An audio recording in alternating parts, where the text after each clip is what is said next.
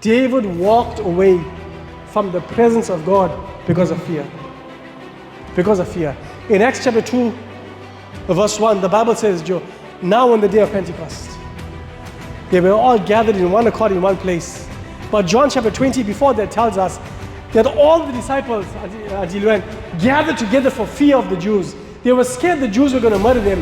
So the reason why the disciples, the 120, gathered in the upper room, the reason why we have Pentecost is because the disciples were scared.